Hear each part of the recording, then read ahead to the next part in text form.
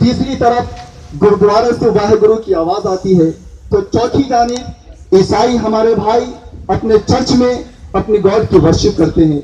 ये हमारे हिंदुस्तान की तहजीब और ये हमारे हिंदुस्तान की संस्कृति है।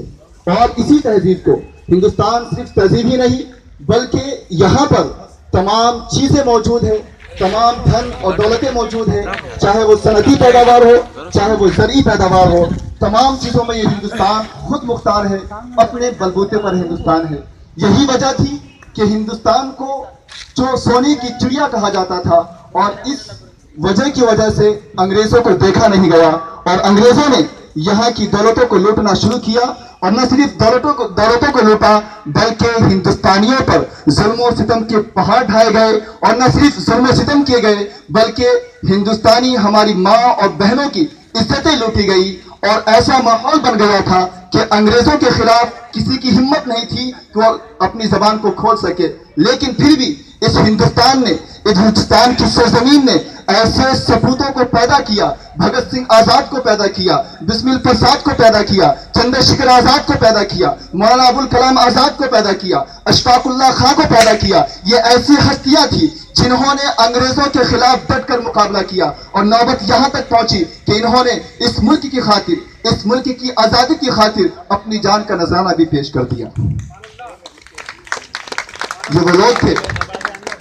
अब मैं ये सवाल करना चाहता हूं, और इन लोगों ने अपनी जान की कुर्बानी पेश करके पूरे मुल्क ही नहीं बल्कि पूरी दुनिया वालों को बता दिया कि इस जमीन का बदन हम न छोड़ेंगे, इस जमीन का बदन हम न छोड़ेंगे, यानी कफन हम न छोड़ेंगे, यानी कफन हम न छोड़ेंगे।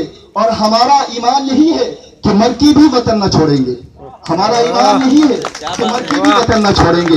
लेकिन यहाँ पर एक सवाल पैदा होता है, क्या भगत सिंह आजाद ने, क्या चंद्रशेखर ने, क्या राम बिस्मिल प्रसाद ने और इन जैसे बड़े बड़े बहादुरों ने, क्या मौलाना अबुल कलाम आजाद ने, क्या अशफाकुल्लाह खान ने इसीलिए अपनी जान की कुर्बानी पेश की थी कि हिंदुस्तान में भ्रष्टाचार नेता बनेंगे? क्या इसलिए अपनी जान को कुर्बानी पेश की थी कि हिंदुस्तान में भ्रष्टाचारी पलेंगे और बनेंगे? क्या इसलिए उन्होंने जान की कुर्बानी पेश की थी कि हिंदुस्तान के अंदर तमाम हिंदू मुस्लिमों के अंदर नफरतें पैदा की जाएगी, मोहब्बतों को दूर किया जाएगा? क्या इसलिए इन्होंने जान की कुर्बानी पेश की थी? अगर नहीं तो आइए आज हम इस स्वतंत्र दिवस के मौके पर हम अहद करते हैं कि हम मिलजुल कर इकट्ठे होकर हम हिंदुस्तान की तरक्की में हिस्सा लेंगे।